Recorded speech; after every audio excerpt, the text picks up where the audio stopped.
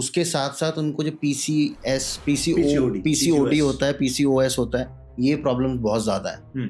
तो वो क्या हम लोग वर्कआउट के थ्रू या लाइफस्टाइल, वो भी लाइफस्टाइल डिजीज तो हैं, करेक्ट, वो भी न्यूट्रिशन के थ्रू ठीक हो सकती हैं। डायबिटीज हो गया, हाइपरटेंशन हो गया, मींस हाई बीपी, थायराइड, ये बीमारियां नहीं है, इनको Okay. कभी भी डिजीज क्लासिफाई नहीं किया जाता। क्या विमेन को स्ट्रेंथ ट्रेनिंग करनी चाहिए? ये एक ये बहुत भी बड़ा एक सवाल question है। आ जो जाता है। लोग कहते हैं और बल्कि हो जाएगी, मैनली हो जाएंगी। सी पीसीओडी पीसीओएस ना 3-4 तरह का होता है। कुछ केसेस के अंदर सिस्ट नहीं होती है। पीसीओएस, अच्छा पीसीओएस सुन के ना ज्यादा लोगों को लगता है सिस्ट होगी, नहीं, बट ऐसा नहीं, बिना सिस्ट का भी पीसीओएस होता है। एक छोटा सा कंसेप्ट समझाता हूँ, ये हमारे नॉर्मल वेट गेन पे भी इम्प्लीमेंट होता है, पीसीओएस पे भी होता है, डायबिटीज पे भी होता है, कोलेस्ट्रॉल पे भी। ये वाला कंसेप्ट अगर लोग याद रख लें मैंने कोशिश करी बहुत सिंपल से समझाने। मुझे थोड़ा सा लोगों की हेल्थ के बारे में भी पूछना है, ताकि खासकर फीमेल हेल्थ के बारे में, राइट, क्योंकि आजकल लड़कियों के अंदर एक तो प्रोटीन डिफिशिएंसी तो है ही है, उसके साथ साथ उनको जो पीसीओडी होता है, पीसीओएस होता है, ये प्रॉब्लम बहुत ज्यादा है। तो वो क्या हम लोग वर्कआउट के थ्रू या लाइफस्टाइल, वो भी लाइफस्टाइल डिजीज तो हैं, करेक्ट, वो भी न्यूट्रिशन के थ्रू ठीक हो सकती हैं? बिल्कुल हो सकती है, बिल्कुल हो सकती है। तो first of all they are not diseases, okay, उनको कभी भी डिजीज नहीं कहा जाता। अगर आप ध्यान से पढ़ेंगे कहीं पे, they are lifestyle disorder.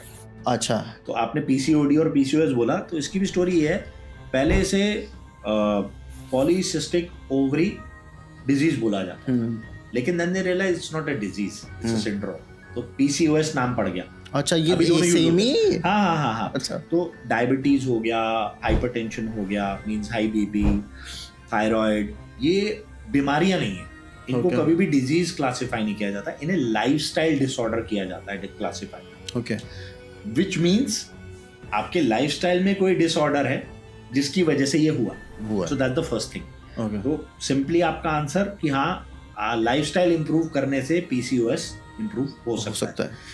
Protein की जहां तक बात है, विमेंस छोड़िए, जैसे कि हमने पहले भी शुरू में डिस्कस किया, प्रोटीन की डेफिशिएंसी तो ओवरऑल चल रही है, बिकॉज हमारी नर्चरिंग सिस्टम, फूड हैबिट्स ही वैसी है। क्या विमेन को स्ट्रेंथ ट्रेनिंग करनी चाहिए? ये एक बहुत बड़ा सवाल है। जो लोग कहते हैं और बल्कि हो जाएगी, मैनली हो जाएंगी, विच इज नॉट ट्रू। सी, आप एक चीज समझिए, मेल और फीमेल बॉडी मोटा मोटी 2 हार्मोन्स के बने, टेस्टोस्टेरोन और एस्ट्रोजन, 2 हार्मोन। फर्क इतना है, मेल बॉडी में, एक हाइपोथेटिकली बोल रहा है, एग्जांपल इलस्ट्रेट करने के लिए, कि 80% टेस्टोस्टेरोन है तो 20% एस्ट्रोजन है, और उस एस्ट्रोजन का रोल है, ऐसा नहीं है कि वो बिना वजह, कुछ भी चीज बिना वजह। फीमेल बॉडी में मान के चलिए वो ऑपोजिट, एस्ट्रोजन टेस्टोस्टेरोन ऑपोजिट है। आदमी इसीलिए है क्योंकि उसकी टेस्टोस्टेरोन डोमिनेंट बॉडी है उसकी, यानी अगर बियर्ड आ रही है, हमारी वॉइस हैवी है, हमारी बोन्स हैवी हैं, हमारे स्ट्रक्चर ब्रॉडर है, everything is because of testosterone. So we are man because of testosterone. अब जब हम जिम जाके एक्सरसाइज करते हैं तो हमारा मसल बिल्डिंग का भी जो प्रोसेस होता है वो कॉमन हो गया, सबको पता है, टेस्टोस्टेरोन पे डिपेंड करता है, जल्दी हो जाता है मेल्स का। करेक्ट, क्यों? Because way testosterone dominant. Females के अंदर जो हार्मोन है ही बहुत लिमिटेड अमाउंट के अंदर, तो वेट ट्रेनिंग के स्टिमुलस से उनको वो रिस्पॉन्स मिलने ही नहीं वाला। ओके, तो ये एक बहुत बड़ा मिथ है जो लड़कियों को लगता है कि हम एक्सट्रीम वेट लिफ्टिंग करेंगे, हैवी बिल्डिंग का ट्रेनिंग करेंगे तो हम मैस्कुलिन हो जाएंगे या मैनली हो जाएंगे, विच इज नॉट ट्रू। अभी लास्ट वीक ही मेरी एक क्लाइंट से मतलब प्रोस्पेक्ट से बात हो रही थी, and she was worried for the same thing, and then she mentioned, मैंने ऐसे WWE में लड़कियां देखी है, या आजकल इंडिया इंस्टाग्राम पे भी है, तो आई क्लियरली टोल्ड हर कि वो यही चीज मैंने उसको समझाई, ऐसे होता है। तो जब साइंस के हिसाब से आप सीधा समझो, जब बॉडी में टेस्टोस्टेरोन नहीं है तो आप जितना मर्जी कर लो, उतना मस्कुलरिटी आएगी, जितना मर्जी प्रोटीन खा लो, जितनी मर्जी हैवी ट्रेनिंग कर लो, आप एक आदमी जितनी ट्रेनिंग कर लो, वो अंदर सिस्टम ही नहीं है तो वो रिस्पॉन्स कैसे आएगा? बिल्कुल सिंपल सी बात है। मतलब एसी के अंदर वो कूलिंग वाली मशीन या कंप्रेसर नहीं लगा तो वो पंखे की हवाई मारेगा, सिंपल सी बात है। दूसरी चीज, जो ये इस तरह से अगेन लड़कियां इंस्टाग्राम पे दिखती हैं जो मैस्कुलिन हो जाती हैं, अगर आप उन्हें ध्यान से देखेंगे तो उनके फेस भी ना मैनली हो जाते हैं थोड़े से, या आप WWE तो एक्सट्रीम केस हो जाता है, बट अगर आप इंस्टाग्राम तक ही देखते हैं तो आप देखेंगे उनके मैनली हैं तो they are injecting male hormones in the body किसी भी फॉर्म में. That is why they are able to develop such physics. So majority of women जो वो एम नहीं करते हैं उन्हें डरने की बिल्कुल जरूरत नहीं है. It's a big blunder myth कि आपकी बॉडी वैसी हो जाएगी. बिल्कुल नहीं. आप सिर्फ टोन्ड होंगे, आप कर्वी होंगे और आप थोड़े से लिटिल मस्कुलर होंगे जो टोनिंग कहेंगे. तो अच्छा लगता है एक्चुअली में, जिसको टोनिंग कहेंगे. बॉडी टोन हो जाती है. आपके पास वो रॉ मटेरियल ही नहीं. बल्कि आई थिंक मुझे लगता है लड़कियों के लिए ना वेट ट्रेनिंग ज्यादा इम्पोर्टेंट है. एस्ट्रोजन डोमिनेंट बॉडी होती है. तो अगर आप देखेंगे तो ऑस्टियोपोरोसिस, ऑस्टियोआर्थराइटिस फीमेल में ज्यादा होता है. राइट. प्री मेनोपॉज 40 प्लस में जाके होने लगता है. उसका रीजन यही होता है कि बोन्स वीक होती हैं. तो स्ट्रेंथ ट्रेनिंग यानी weight lifting is the only proven way you can improve bone density. उसका कोई सर्जरी नहीं होती, कोई इंजेक्शन नहीं होता. आप स्ट्रेंथ ट्रेनिंग करते रहो, आपकी बोन की डेंसिटी इंप्रूव हो जाएगी. तो if women wants to postpone osteoporosis और ऑस्टियोआर्थराइटिस और वांट्स कि वो ना हो या एटलीस्ट पोस्टपोन हो, they should strength. Okay. Right. Of course with strength training they will build muscle. तो जो हमने मसल डीजनरेशन की स्टार्टिंग में बात की, आप उस प्रोसेस को स्लो डाउन कर रहे हो तो of course you will be more stronger, you will be able to handle your day to day work easily. एक लड़की को वैसे ही कितने काम करने होते हैं. बिल्कुल. राइट. स्पेशली जो वर्किंग क्लास है वो फैमिली भी देख रही है, बच्चे भी देख रही है, ऑफिस भी देख रही है. तो definitely your body needs that you know कि आप वो कंपोनेंट ऑफ फिटनेस को इम्प्रूव करें. जो 5 कंपोनेंट्स हमने 6 कंपोनेंट डिस्कस करें, तो वो strength training is one of the keys to improve those components. तो आप अपने काम में भी बेहतर परफॉर्म कर पाएंगे, आप फैमिली को भी अच्छे से टाइम दे पाएंगे, आपकी क्वालिटी ऑफ स्लीप भी मेंटेन रहेगी, आपकी ओवरऑल हेल्थ एंड वेलबींग अच्छी रहेगी, तो आप अपनी फैमिली को भी अच्छा रखेंगे. The best part is that you look good, you look amazing, you look good. And at least for women it brings a lot of confidence. बिल्कुल. मेल्स के लिए भी वैसे आजकल है. मेल्स के लिए भी है, उनको बेचारों को छोड़े हम लोग.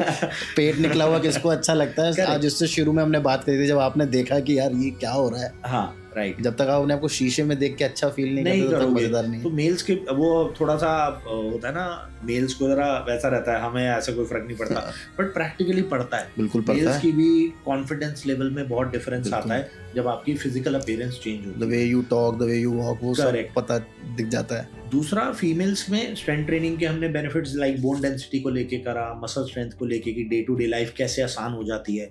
उसके अलावा जब आप स्ट्रेंथ ट्रेनिंग करते हैं तो आप कोर को भी वर्कआउट करते हैं, कोर भी एंगेज होती है, आपका पेल्विक रीजन भी एंगेज होता है.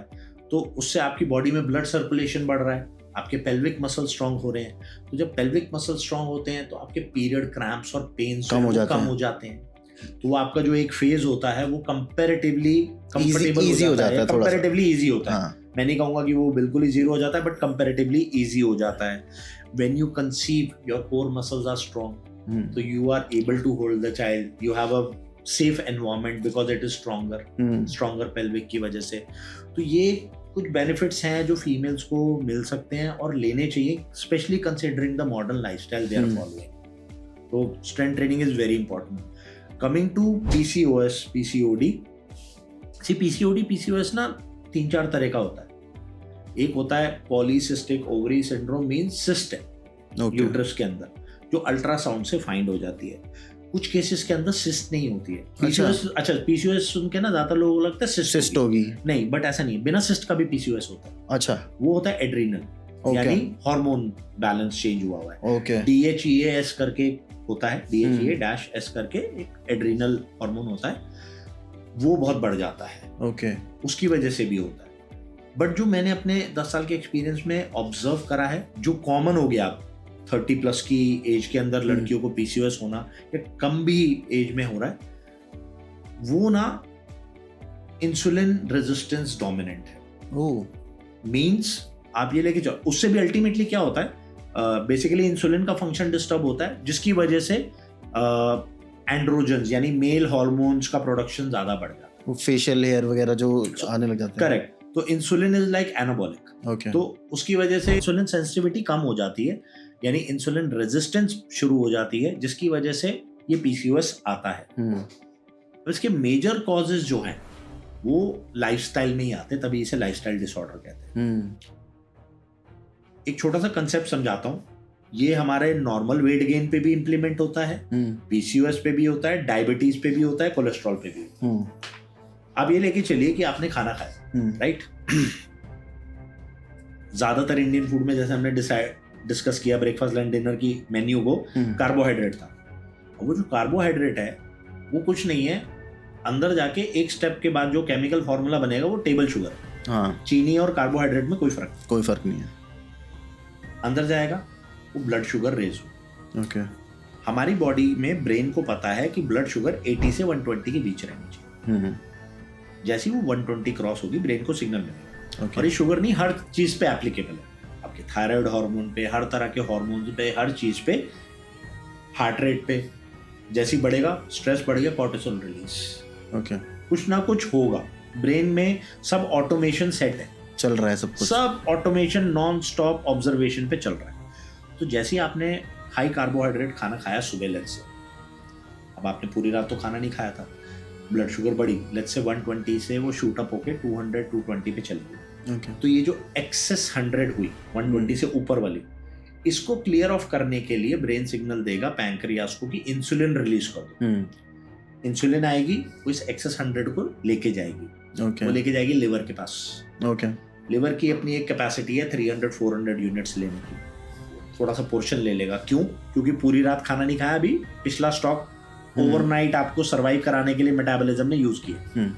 फिर वो लेके जाएगा बची हुई मसल के पास। मसल के पास भी रात को कुछ ना कुछ एग्जॉस्ट हुआ होगा, सोते हुए मेटाबॉलिज्म में कुछ ना चल रहा है अंदर, 24 घंटे कुछ ना कुछ हो गया एब्जॉर्ब। मान के चलते फर्स्ट मील का आपका सारा एब्जॉर्ब हो गया। फिर आप लंच की बारी आ गई, हो सकता है बीच में चाय पी ली, 2 बिस्किट खा लिए, फिर शुगर बढ़ गई।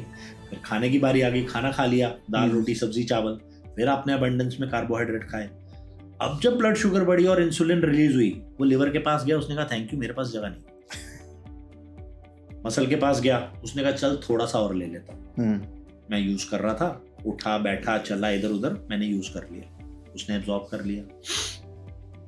अब फिर बच गई, बाकी का क्या होगा? फैट में डिपॉजिट होगा। अच्छा, वो फैट बन जाता है।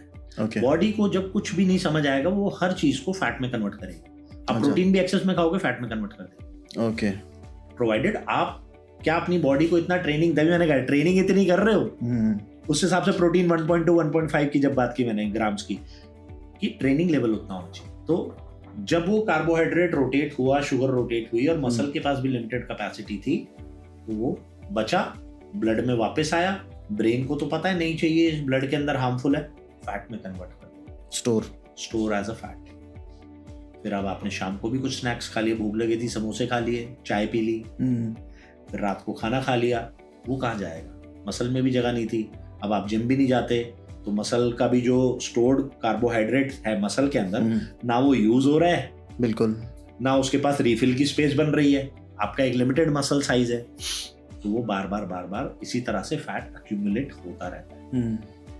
यहीं से ओबेसिटी आती है, यहीं से कोलेस्ट्रॉल बढ़ता है, और यहीं से एक और चीज होती है, इंसुलिन सेंसिटिविटी, जो हमारी बॉडी में होती है। सेंसिटिविटी मतलब ब्लड शुगर बढ़ी, ब्रेन सेंसिटिव था, उसे सिग्नल दिया कि भैया इंसुलिन रिलीज करो। वो इतनी सेंसिटिव है कि वो शुगर को उठा के ले जा पा रही है। जब आप एग्जाम्पल लीजिए, आप अल्कोहल पीते हैं, हाँ, आपने जब फर्स्ट टाइम पी थी सिर्फ कोई भी अल्कोहल, तो आपने बहुत थोड़ी सी पी होगी और बहुत अच्छा हाई हो जाता है। जैसे ज्यादातर लोग 1 गिलास बियर पीते हैं और मजा आ गया, हाई हो गया। कैपेसिटी बढ़ जाती थी, कैपेसिटी नहीं थी, या कह लो आपकी बॉडी इतनी सेंसिटिव थी उस चीज को लेके कि वो जल्दी रिएक्शन आ गया। फिर आप धीरे धीरे 1 की जगह 2, एक फुल बॉटल, 2 बॉटल, फिर आप पैग, 4 पैग, 5 पैग, 6 पैग, धीरे धीरे आपकी सेंसिटिविटी कम होती जा रही है, रेजिस्टेंस बढ़ती जा रही है। Same happens with human body. जब हम इतना कार्बोहाइड्रेट सुबह दोपहर शाम रात खाए जा रहे हैं, वो साइकिल चले जा रही है, तो जो इंसुलिन की सेंसिटिविटी है कम हो जाती है, रेजिस्टेंस बढ़ जाती है। ब्रेन कहता है इसका तो काम ही है खाना, ये तो रोज ही खरीदा रहा है, रुक ही नहीं रहा, कोई बैलेंस ही नहीं है भाई। रिपीट, हर थोड़ी देर में तो कुछ ना कुछ कर देता है, इंसुलिन प्रोड्यूस करना कम कर देता है। फिर वो इंसुलिन प्रोड्यूस करना कम कर देता है, या फिर उसको ये भी कह सकते हैं इंसुलिन प्रोड्यूस होती है, बट उसके रिसेप्टर नाम की चीज होती है, वो कहते हैं भैया नमस्ते, अपने बस की तो यहाँ से ये जो इंसुलिन रेजिस्टेंस वाली सिचुएशन क्रिएट होती है बिकॉज आप रिपीटेडली कार्बोहाइड्रेट रिच फूड सालों से खाते आ रहे हो और आपकी सेंसिटिविटी कम होती जा रही है, वहाँ से स्टार्ट होती है पीसीओएस की और वहीं से स्टार्ट होती है डायबिटीज की। तो there is a very good chance कि अगर आपको पीसीओएस है और आप अपना लाइफस्टाइल इंप्रूव नहीं कर रहे हैं तो वो डायबिटीज में कन्वर्ट हो सकता है। यानी आपको पीसीओएस के साथ साथ धीरे धीरे डायबिटीज हो जाएगी टाइप 2, या वाइस वर्सा, आपको डायबिटीज है तो या हो गई बिकॉज ऑफ सेम रीजन, वो धीरे धीरे पीसीओएस में कन्वर्ट हो सकती है। अच्छा, in case of female. And males के केस में लाइक डायबिटीज हो जाएगी, इसी से कोलेस्ट्रॉल बढ़ जाएगा। तो ये वाला कंसेप्ट अगर लोग याद रख लें मैंने कोशिश करी बहुत सिंपल से समझाने में, तो बात वही आ जाएगी थोड़ी देर पहले हमने की थी, 30% प्रोटीन डाल लो अपनी डाइट के अंदर तो कार्ब्स अपने आप कम हो जाएंगे। वो जो प्रोटीन और फैट आप खा रहे हो ना, वो इस कार्बोहाइड्रेट को शुगर में कन्वर्ट होने की स्पीड स्लो कर देता है। अच्छा, हाँ, तो बॉडी की ना डाइजेस्ट करके कंज्यूम करने की भी एक सीक्वेंस है। बॉडी के लिए प्रोटीन ज्यादा इंपॉर्टेंट है, तो जैसे आप प्रोटीन कंज्यूम करते हो प्रायोरिटी उसको दो। ओके, कार्ब्स को कहेगा जरा रुक जा, तो वो थोड़ा थोड़ा बिट्स एंड पीसेस में लेगा, तो वो ना शुगर लेवल शूट अप नहीं होता है। अच्छा, और वो शूट अप नहीं होगा तो आपके चांसेस आर आप बेसिक एक्सरसाइज मूवमेंट जो कर रहे हो पूरे दिन में और आपके मेटाबॉलिज्म में वो थोड़ी थोड़ी हो जाए। स्टिल फैट जमा हो सकता है but it depends completely on what kind of food you are eating, what is the quantity of the food, क्या आप एक्सरसाइज करते हो कि नहीं करते हो। तो यहाँ ये कलेक्टिवली एक रोल प्ले करते हैं कि एक्सरसाइज की तो मसल में भी जो पुराना ग्लाइकोजन था या शुगर थी वो निकल गई, फ्रेश की जगह बन रही है, रोज आपके पास स्कोप बन रहा है। तो that is where exercise and nutrition comes in to help reverse lifestyle disorder, beat thyroid, PCOS, hypertension और डायबिटीज टाइप 2। ओके।